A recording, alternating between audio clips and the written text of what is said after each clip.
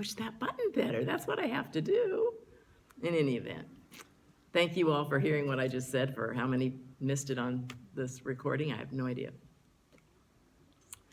But what I'm indicating, what I'm saying in a recap briefly, is that as we wake up in the morning, to have that feeling, that recognition that this is the day the Lord has made.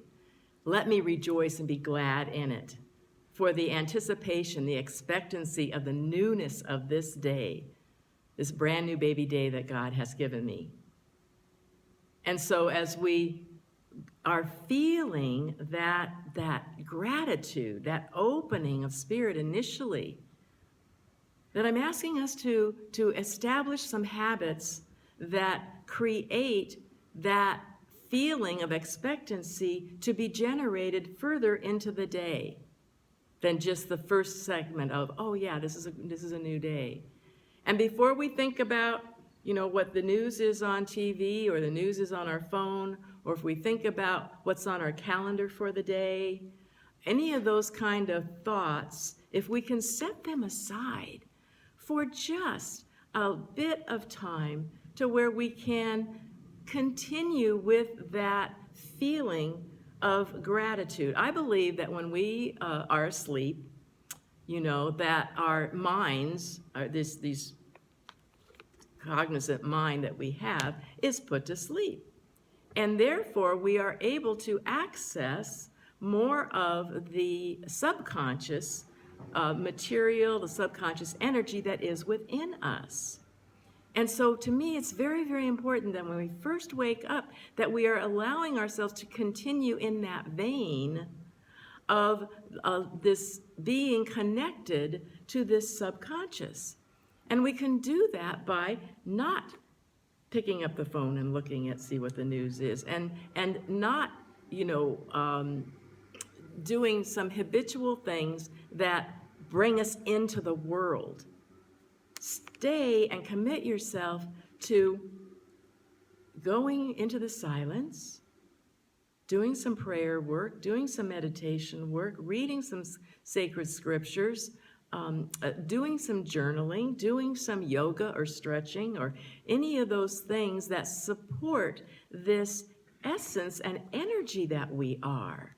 To give that your top priority in the morning. And when you do that, I believe what you'll find is the balance of the day will be much more in an orderly and joyful fashion, because you have been able to establish the priority, you've been able to establish the intention of this spirit that is within and all around us, giving it the priority that it deserves, because this spirit wants to live through us.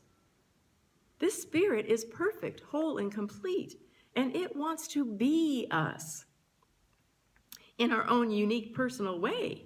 Absolutely. So, again, I brought these Unity booklets here for Lenten season. You can get one. You can order them. They're like 50 cents. Just go to unity.org and give yourself that daily reading. Add that one, if nothing else, to your 40 days before Easter here during the spring of the year. We're talking about changing habits and letting go of things that we just automatically do. So establish yourself in the reality of truth, and the reality with a capital R of what is going on around us. You won't be disappointed. Or if you are, I want to hear about it. And if you aren't disappointed, I want to hear about it. I want to hear how you have made a commitment to your own personal growth. Maybe your habitual habit isn't one of picking up the phone or looking at the news or whatever. Maybe you have a whole different one that comes up automatically for you. Maybe you turn on the TV and watch CBS, or maybe the shopping channel, or you do some sort of some kind of a habit that you know is not worthy of a spiritual entity that you are. We all know these things, and we just get into the habit of doing them anyway. So be honest with yourself and look, do some personal assessment. That's part of the getting ready. That's our topic for today. Getting ready process to set our intentions so that we can change what we've done all the time into something new. Because life is eternally going forward. Life is not stagnant. Life is letting go of the past, living in the moment, living in the new, living in the now. That's all we have. Do you know, I don't know where it was said or where it comes from, but order is the first principle of the universe. And I don't know, this was maybe our Puritan ancestors.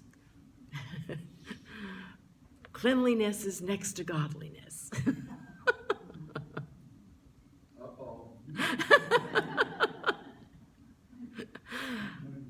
So this is spring cleaning. And I'm talking about, yes, cleaning up your environment, your area around you. It's who knows what you'll find. Sometimes there's amazing things that we find that we're not even looking for, that we thought, oh yeah, look at that's where that is. Going beyond our environment, though, what we really are looking at is cleaning up our act within. Like I had read earlier about letting go of criticism, judgment of self and others, letting go of indecision, of worry, and grabbing onto, in its place, when you let go, whenever there's a vacuum, you know, the universe wants to fill it with something. So fill it with the positive things that you want to have happen in your life. You know, fill it with that I am an orderly person. And that I have the availability of spirit to lend me its whisperings. Because the more we go within and are become familiar with that voice within, the softer it speaks to us and the keener we are aware of it. It doesn't have to shout at us with a 2x4 over our head, you see. So that we can live in this holy space. That is the truth. This holy space that we are always in. I want to give you a little test. And I don't want you to say the answers out loud, but just think about them. Name the 5 wealthiest people in the world. Name the last 5 Heisman Trophy winners. Name 10 people who have won the Nobel or Pulitzer Prize. Name the last half dozen Academy Award winners for Best Actor and Actress. Name the last decade's worth of World Series winners. How did you do? I missed one. You got one. You missed one and you got one. The point is that none of us remember all of those headliners of yesterday. These are no second-rate achievers. They are the best in their fields. But the applause dies and the awards tarnish. Achievements are forgotten. Accolades and certificates are buried with their owners. Now here's the second part of the test. See how you do on this part. List a few teachers who aided your journey through school. Name 3 friends who have helped you through a difficult time. Name 5 people who have taught you something worthwhile.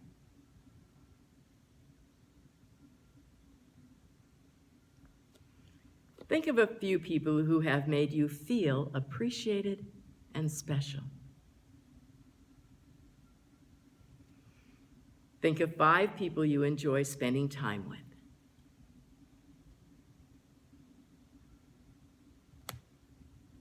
Is that easier? The lesson is the people who make a difference in your life are the ones with not the most credentials, not the most money, not the most awards. They are simply the ones that you care about the most and that they care about you. They have given of themselves. And when we give of ourselves, that's when we are truly living the life of God. God gives, love gives unsparingly, without condition. That is what we are. And when we can go into the place within us where that small s, the small self, is in the background, and we allow this large S, this large self of ours, to shine bright, to be unveiled, to come out of hiding, it's amazing what happens in life. Make the intention, set the intention today to know that this time, right now, is the time when I can step forward and leave behind all of the confusion, all of the worry, all of the I should haves and shouldn't haves, and recognize that this is a brand new baby day, that my intention is to let Spirit live its life through me this day. This is the time to remember that as I am getting ready for this time of transformation within the next month, that I am getting ready to reveal this light that is infinite within me. And this light is one of happiness, of joy, of fulfillment, of energy. It's time to get rid of all the debris that's built up so that we are free to be this being in absolute reality. I want you to take a deep breath. Let it out. Each and every breath you take is a new moment where this life of love and energy can live through you. Saturate your mind and your heart and your whole being with this love and this joy and this energy. And then let it out. Share it. Be that person that is giving of their whole, perfect, beautiful self, and you will enjoy it. There's no doubt about that. But you will be influencing the lives around you in such a way that you will never, ever realize. So tap into that. Get ready for the joy and the love and the peace and the harmony and the abundance to flow through unimpeded this coming week. Be that bee that is the best you can. Namaste.